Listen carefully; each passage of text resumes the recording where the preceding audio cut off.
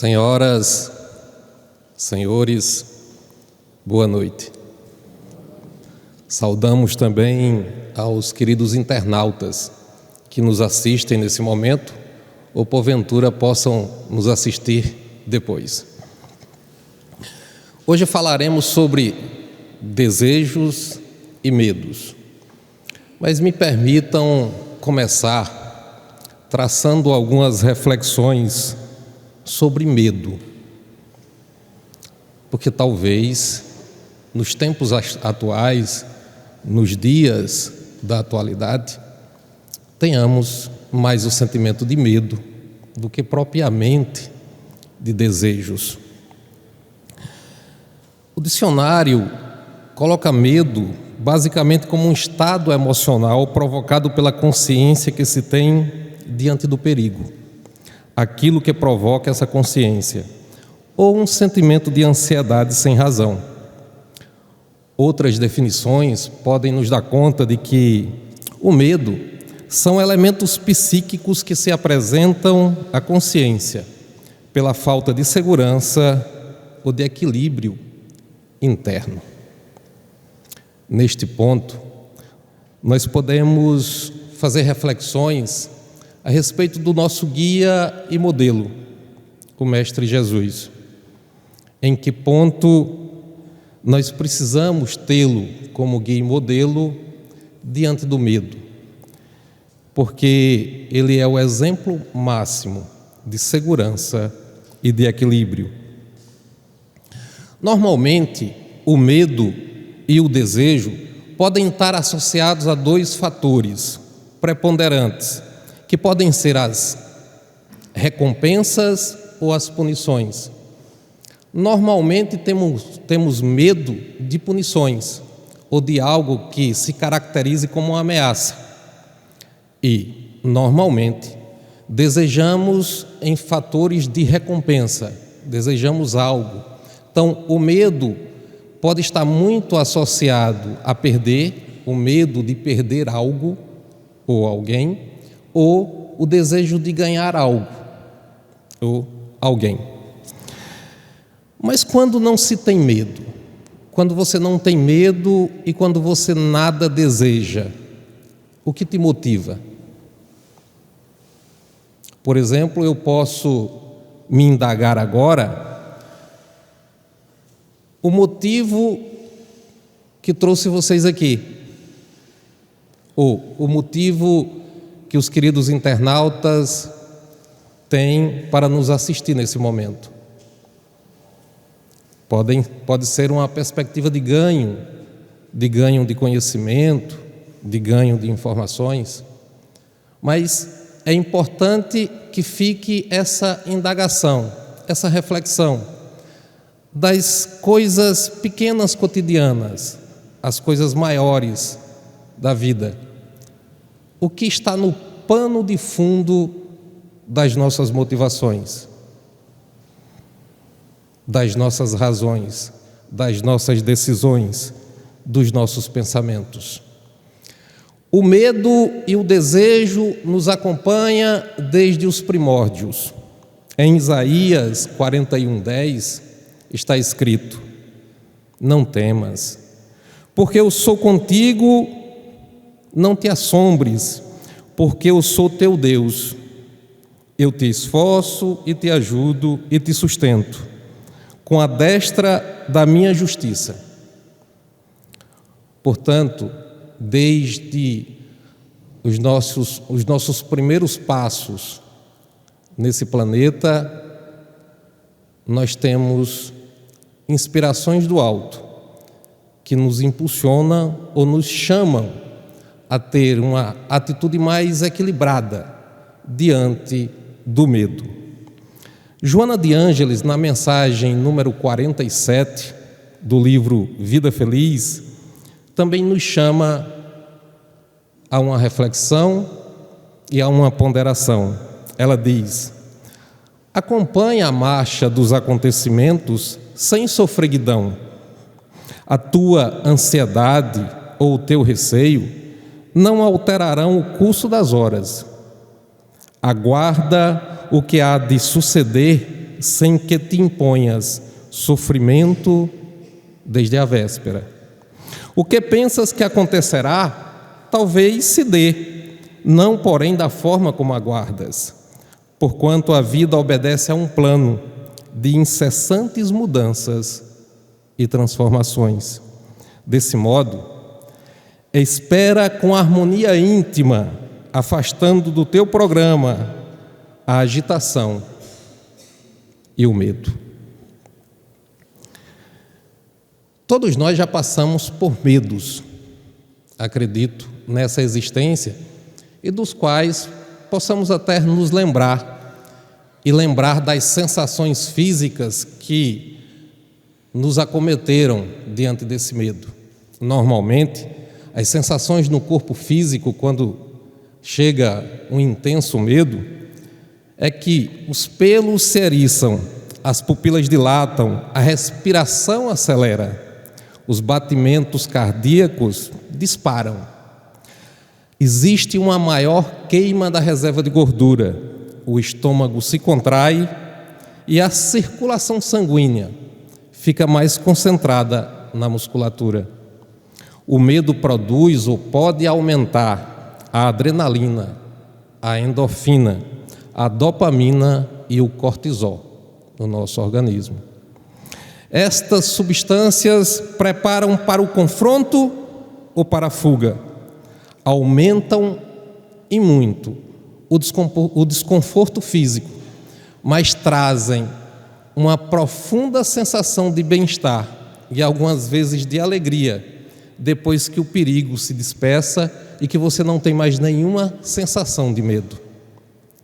Em alguns momentos é possível se dar gargalhadas depois de um intenso medo, porque há uma escalada muito forte dessas substâncias no corpo físico, e isso descontrola toda a nossa maquinaria orgânica. Mas existe uma resposta anterior ao medo, que pode ser igualmente ou até mais danosa do que o medo frente a uma situação real que se apresenta na prática: a ansiedade. A ansiedade, no seu grau máximo, se apresenta como uma fobia, no seu grau mínimo, como uma ansiedade leve, natural. Por exemplo, é natural que algumas pessoas possam ter, talvez, fobia de falar em público, outros, uma pequena ansiedade antes de falar em público, assim como diante de outros desafios da vida cotidiana. Mas a ansiedade, ela pode estar alicerçada em causas da vida pretérita ou da vida presente. Pode ter causas em função de arquivos mentais conscientes ou inconscientes, associados a sofrimentos, a insucesso contínuo em determinada ação, a invigilância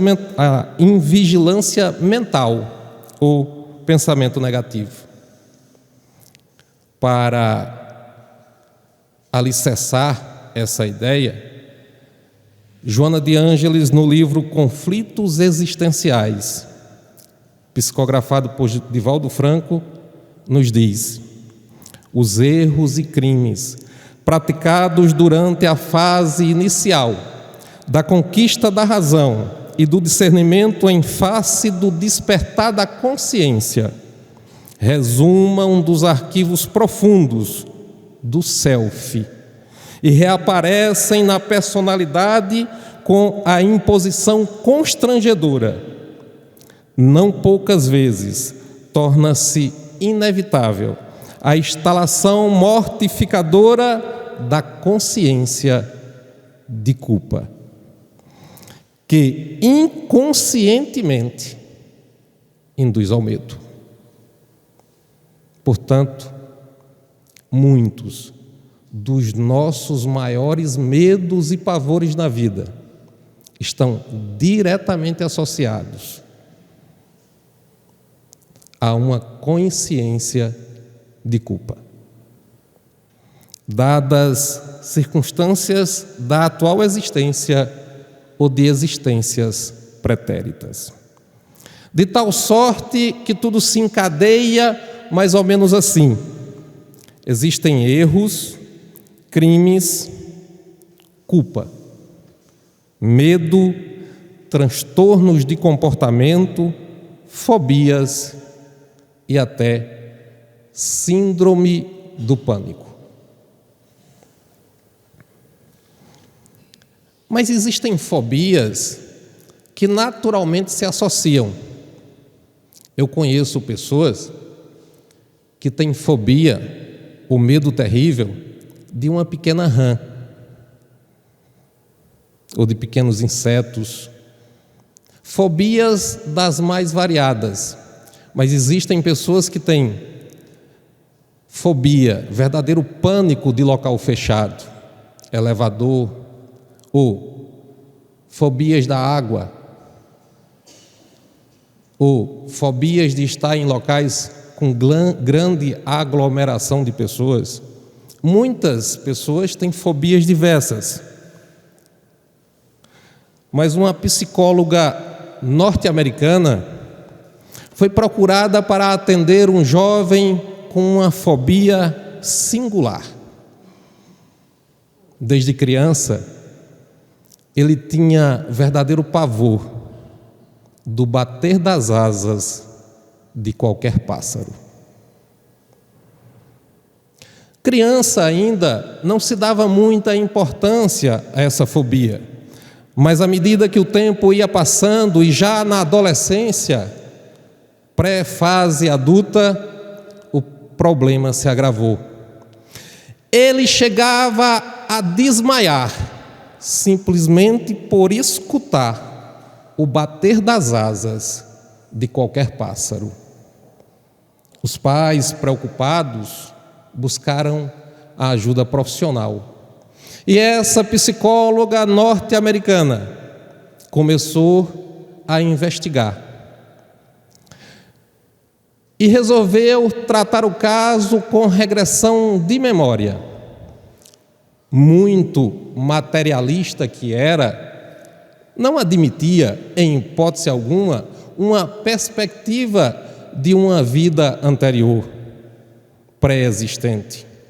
Portanto, ela investigou por várias vezes e levou o jovem por regressão de memória até o ventre materno.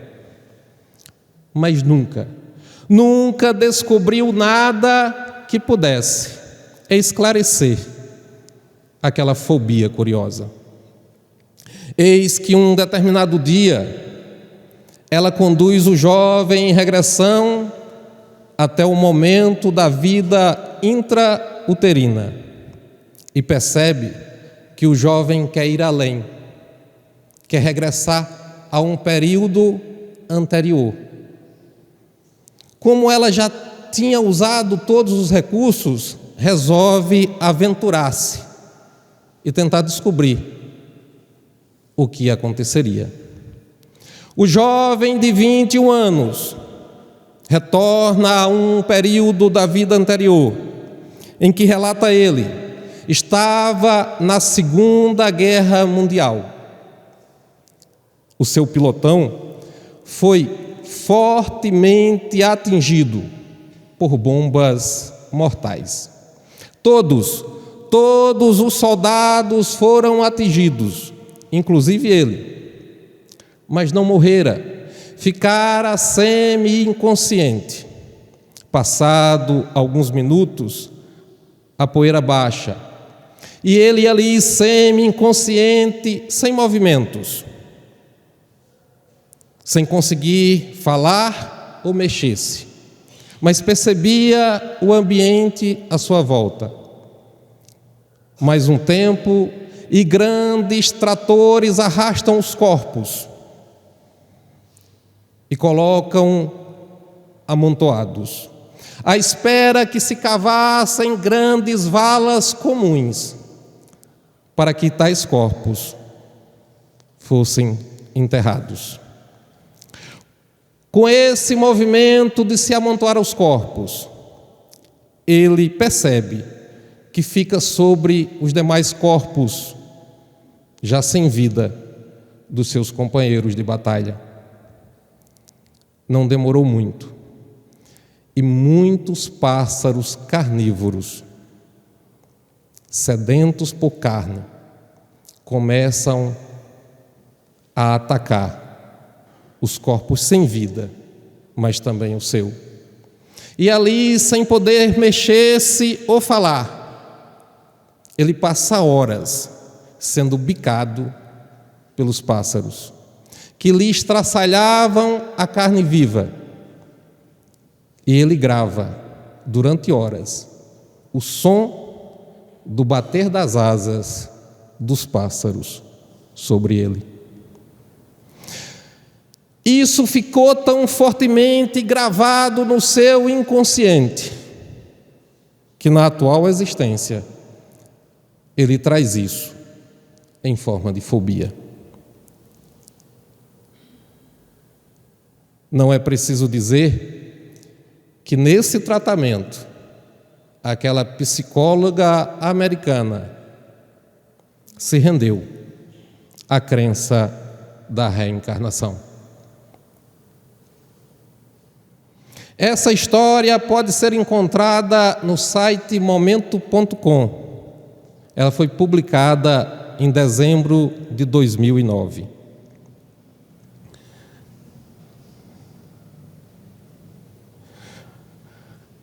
Mas existem tratamentos para o medo, mesmo medos que não sejam tão intensos como dessa fobia? Sim, os tratamentos vão desde os tratamentos convencionais, claro, com os terapeutas, psicólogos, né, e médicos da área, mas também tratamento espiritual, que começa, antes de tudo, com o conhecimento de si mesmo, com o autoconhecimento e com o estudo e o conhecimento das leis morais, para acrescentar em si mecanismos de defesa racional, para tirar medos que são apenas ilusões da nossa mente. A prece, os passes, a água fluidificada, a assistência fraterna. E claro, agir sempre com um pensamento positivo, entender sempre que somos imortais, que a Terra é uma escola, muitas vezes uma escola hospital, uma escola presídio, mas uma grande escola, que sempre se aprende. Entender que tudo é transitório, que somos destinados à luz, à angelitude, que Deus é amor, e pensar sempre positivamente. William Shakespeare dizia: não é digno de saborear o mel aquele que se afasta da colmeia com medo das picadas das abelhas. Em João 14:27, Jesus nos diz: deixo-vos a paz. Minha paz eu vos dou, não vou-la dou como o mundo a dá. Não se perturbe, nem se intimide o vosso coração. Raquel de Queiroz dizia: o medo é o mais antigo e fiel companheiro do homem, e é o medo que nos faz conhecer nossas limitações e nos torna humildes. Nelson Mandela dizia: aprendi que a coragem não é a ausência do medo, mas o triunfo sobre ele. O homem corajoso não é aquele que não sente medo, mas o que conquista esse medo. E Mahatma Gandhi afirmava: quem venceu o medo da morte, venceu todos os medos. Em João, ainda, Jesus nos diz: eu vos disse tais coisas para terdes paz em mim. Tereis tribulações, mas tende coragem. Eu venci o mundo. Naturalmente, nós podemos encontrar alguns tipos de medos. Os medos, eles são instintivos ou naturais, naturalmente impulsionados pela lei de conservação. Por exemplo, nós estamos aqui numa situação tranquila, mas se tiver um ruído muito forte aqui no teto, por medo, correremos ou buscaremos uma posição ou uma situação de se proteger. É natural que esse medo aconteça, por uma perspectiva de preservação da própria vida, de conservação. Mas o medo também pode ser condicionado, pode ser aprendido. Na sala de aula, a professora perguntou aos seus alunos: do que vocês têm mais medo? Eu não sou professor, nem tenho a intenção de sê-lo aqui, mas eu poderia perguntar a cada um de vocês, e vocês podem me responder em silêncio, apenas em pensamento: do que você tem mais medo? Qual é o teu maior medo? A professora percebera que os alunos tinham medos, e medos de muitas coisas que não eram racionais. E na tentativa de ajudar os alunos, ela fez essa provocação: do que você tem medo? E os alunos, um a um, foram respondendo. Naturalmente, demoraram um pouco, mas logo um levanta a mão e diz: professora, eu tenho muito medo do escuro. Outro ergue a mão e diz: professora, eu tenho medo do bicho-papão, eu tenho medo do lobisomem, eu tenho medo da morte. Outros disseram que tinham medo de altura. Outros disseram: eu tenho muito medo que a aula acabe e que meus pais não venham me pegar. Então, naturalmente, os alunos, um a um, foram relatando os seus medos. Até que uma garota muito tímida, por último, levanta a mão, diz: professor, eu tenho um imenso medo, um verdadeiro pavor, mas muito medo de um monstro muito perigoso. E a professora fica admirada com o ar, com a forma como aquela pequena aluna falava, e disse: mas como se chama esse monstro tão tenebroso que você tem medo? Ah, professora, eu tenho muito medo do Malamém. Malamém? Mas eu nunca ouvi falar nesse monstro. Você já viu esse monstro? Você conhece alguém que viu? Não, professora, mas ele deve ser muito, muito perigoso, porque todas as noites, sem exceção, minha mãe me chama para rezar e nós sempre terminamos a reza assim: e livrai-nos, Senhor, do Malamém. Então, como podem ver, os medos também podem ser criações nossas, né? Perspectivas nossas, formas de concepções nossas ou condicionados. Por exemplo, tem muita gente que culturalmente se passa isso, tem muita gente que, após chupar manga, nunca beberá leite. Mas, naturalmente, pode tomar vitamina de manga com leite. Talvez em algum momento da história, alguém disse que após chupar manga não se deve tomar leite. E essa crença foi passando.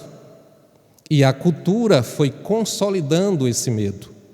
Então, naturalmente, alguns medos que temos, eles são apenas alicerçados na cultura, na perspectiva, na forma em que convivemos em sociedade. Muitos medos que temos ainda hoje foram colocados por Moisés. E aí, em o Evangelho segundo o Espiritismo, capítulo 1, no capítulo Não Vim Destruir a Lei, que comenta os 10 mandamentos, está escrito: é de todos os tempos e de todos os países essa lei. Que lei? Os 10 mandamentos. E tem por isso mesmo caráter divino. Todas as outras são leis que Moisés decretou, obrigado que se via a conter pelo temor um povo naturalmente turbulento e indisciplinado, do qual tinha ele que combater arraigados abusos e preconceitos adquiridos durante a escravidão no Egito. Então, tem muitas coisas que são colocadas para nos fazer temer, e temendo, nós conseguimos ser disciplinados. Muita gente não comete crime com medo da punição. Por isso se coloca muito: a impunidade estimula a criminalidade, porque o freio para agir de determinadas formas inadequadas ao convívio social é impor ao outro, ou aos que assim querem agir, o medo da punição. Em o Evangelho segundo o Espiritismo, no capítulo 2, Meu reino não é desse mundo, tem a nossa chave de virada para o desejo. Até porque nós estamos aqui para conversar sobre medos e desejos. Pode ser que em algum momento desejar algo seja ter medo do seu contrário, ou ter medo de algo seja exatamente na medida oposta o desejo do seu contrário. Temer a morte pode ser o desejo de viver. O desejo de morrer pode ser temer continuar vivo. Em o Evangelho segundo o Espiritismo, diz assim: ora, o desejo do bem-estar força o homem a tudo melhorar, impelido que é pelo instinto do progresso e da conservação, que está nas leis da natureza. Ou seja, em o Evangelho segundo o Espiritismo, no capítulo 2, Meu reino não é deste mundo, deixa claro, nós temos um desejo natural que é colocado em nós pelo instinto do progresso e de conservação. Que desejo é esse? O desejo do bem-estar. Ou quem não deseja o bem-estar? Naturalmente, nós temos medo do sofrimento e desejamos o bem-estar. Então, é natural que seja assim. O contrário disso deve ser tratado como uma patologia ou um equívoco da ordem das leis morais ou das ciências humanas para tratamento. Em O Livro dos Espíritos, na pergunta 719, há um reforço disso. Allan Kardec, inteligentemente, já pergunta: merece ser censurado o homem por procurar o bem-estar? Será que nós podemos ser censurados por querer viver bem, viver confortavelmente?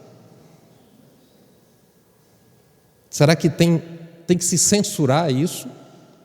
Naquela época, Allan Kardec já cogitava entender sobre isso.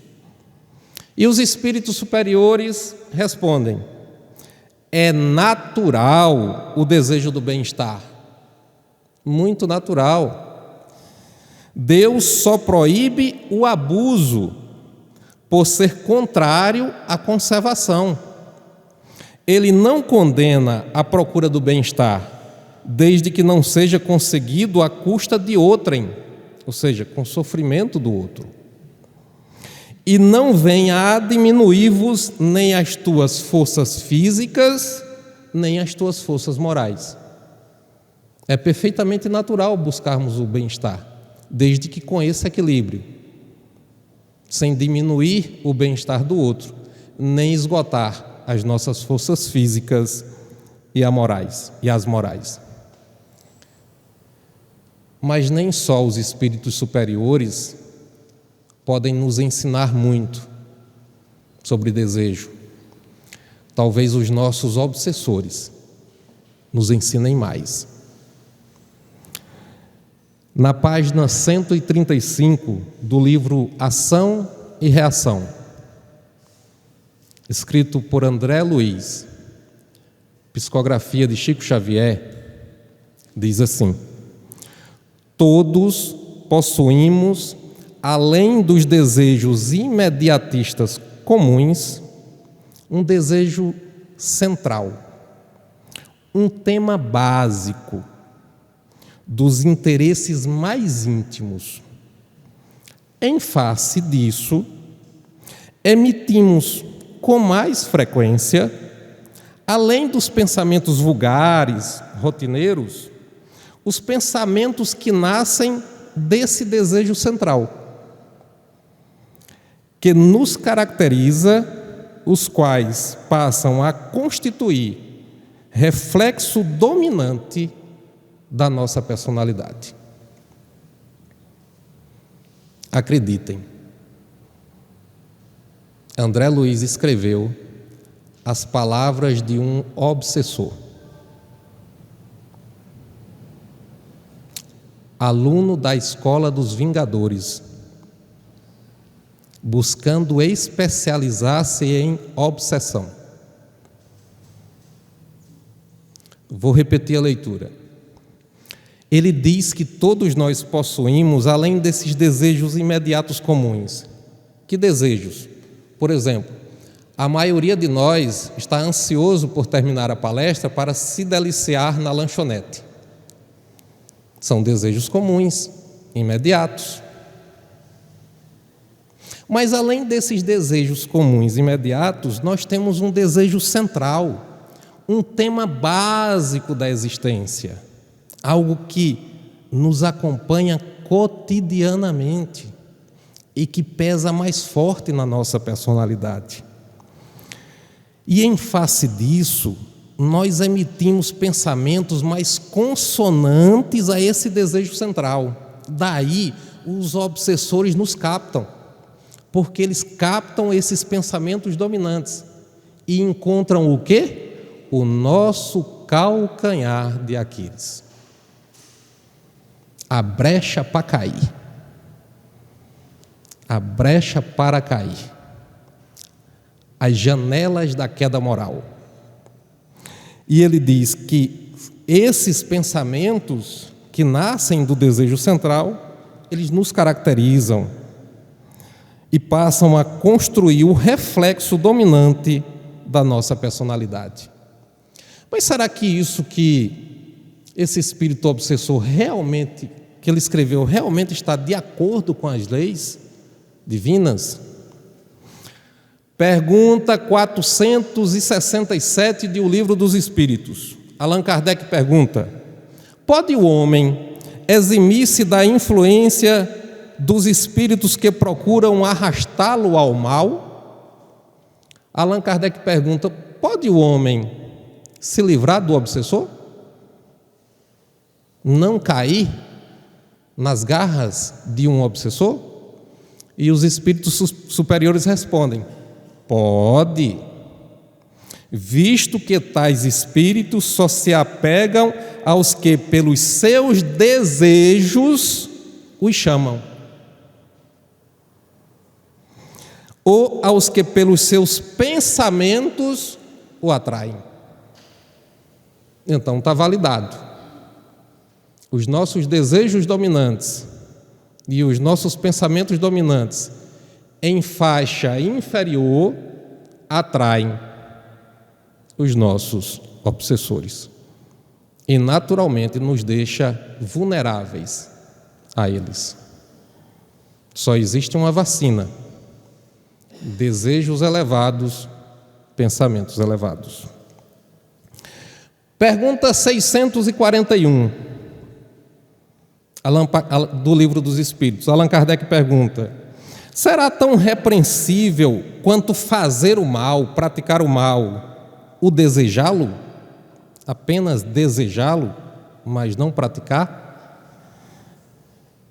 E os espíritos superiores respondem: conforme a virtude em resistir-se voluntariamente ao mal que se deseja praticar, sobretudo quando há possibilidade de satisfazer-se a esse desejo, se apenas não pratica este mal pela falta de ocasião, é culpado quem deseja.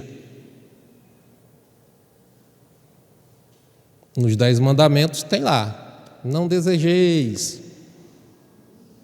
O simples desejo não praticado só por falta de ocasião de praticar é em si o mal.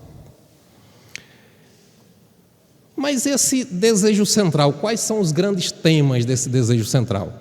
Esse desejo central, ele alicerça o egoísmo e o orgulho. E ele funciona como se fosse 4 grandes pilares, 4 P's. Qual o primeiro pilar que alicerça o orgulho e o egoísmo? E que alicerça desejos nessa potência? O desejo da posse. E encontramos o materialismo, a avareza, o apego e a prodigalidade. Sim, a prodigalidade, porque só é pródigo quem possui.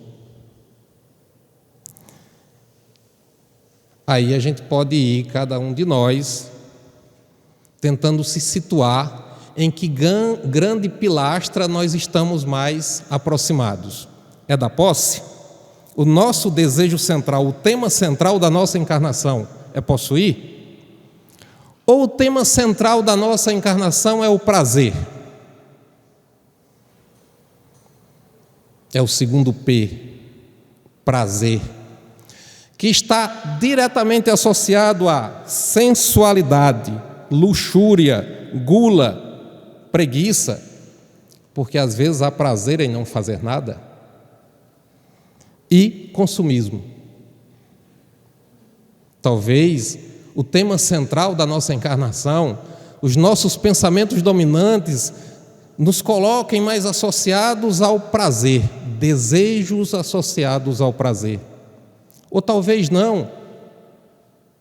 Talvez estejamos mais próximos da pilastra do terceiro P, do poder, o desejo pelo poder, que está associado à arbitrariedade, dominação, violência, ira, arrogância e prepotência. Mas se nós não entendermos, estarmos próximos dessas pilastras, pode ser que a nossa vibe seja outra. Quem sabe o nosso negócio não é glamour e a nossa pilastra não seja prestígio. Quem sabe o tema central da nossa encarnação não seja conseguir fama, prestígio, exibicionismo, vaidade, afetação, exotismo, futilidade ou soberba. Como vemos, os nossos obsessores, à medida que nós nos aproximamos dessas 4 grandes janelas de tentação, enquanto encarnados, podem, de certa forma, criar teias para nos prenderem. E nós, naturalmente, damos passos para essa queda. Em O Livro dos Espíritos, na parte 2ª, no capítulo 6 da vida espírita, diz assim: quantos males, quantas enfermidades não deve o homem aos seus próprios excessos, a sua ambição, numa palavra, as suas paixões. Aquele que sempre vivesse com sobriedade, de nada abusasse, que sempre fosse simples nos gostos e modesto nos desejos, a muitas tribulações se forraria. Joana de Ângeles, na mensagem 86 do livro Vida Feliz, nos diz: muitas enfermidades têm origem no temperamento desajustado, nas emoções em desalinho, em influências espirituais negativas. A ansiedade, o medo, a ira, o ciúme, o ódio, são responsáveis por males que ainda não se encontram catalogados, prejudicando a saúde física, emocional e mental. Esforça-te por permanecer em paz, cultivando os pensamentos bons que te propiciarão inestimáveis benefícios, conforme preferires mentalmente, assim será a sua existência. Mas existem alguns momentos em que, associados medos e desejos, nós entramos em naturais contradições. A pequena menina entrou cuidadosamente ao banheiro e ficou olhando fixamente o seu pai fazer a barba. Passados alguns minutos, o seu pai, notando-lhe a presença, a olha com ternura e percebe alguns vincos em sua testa.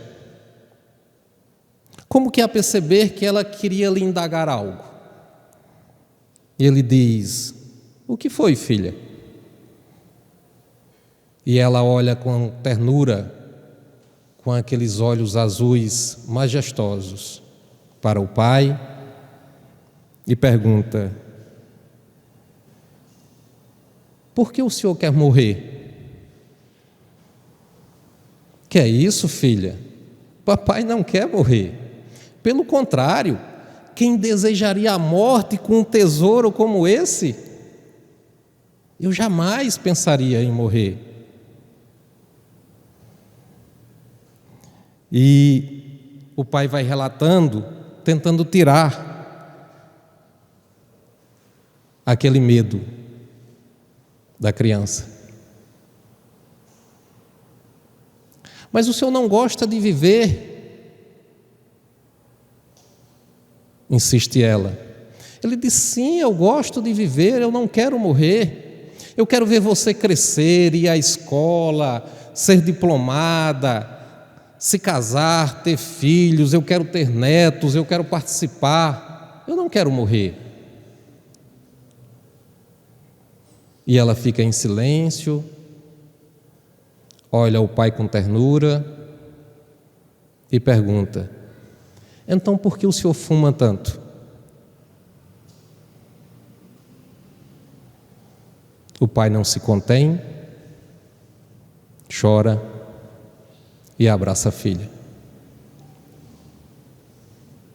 Porque em alguns momentos da vida, nós temos uma espécie de distorção cognitiva. O que dizemos desejar não se reflete em algumas ações cotidianas. Parecemos agir na contramão do que falamos.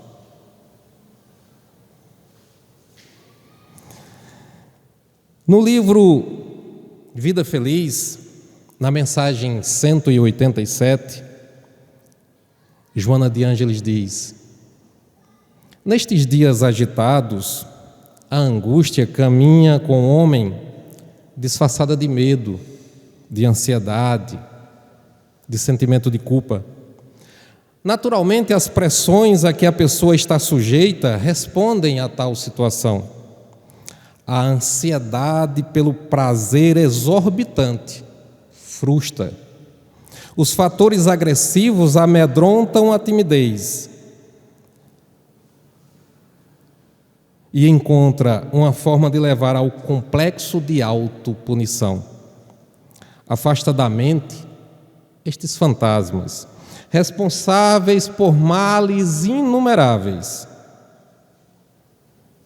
És filho de Deus, por Ele amado, que te protege e te abençoa. Não te afastes das suas leis. E se te enganares, se caíres em erro, ao invés de te entregares a conflitos desnecessários, retorna ao caminho, volta ao teu dever, sem receio algum. Eu não sei o que vocês desejam agora, mas eu desejo a todos tudo de bom e tudo de belo. Muita paz a todos.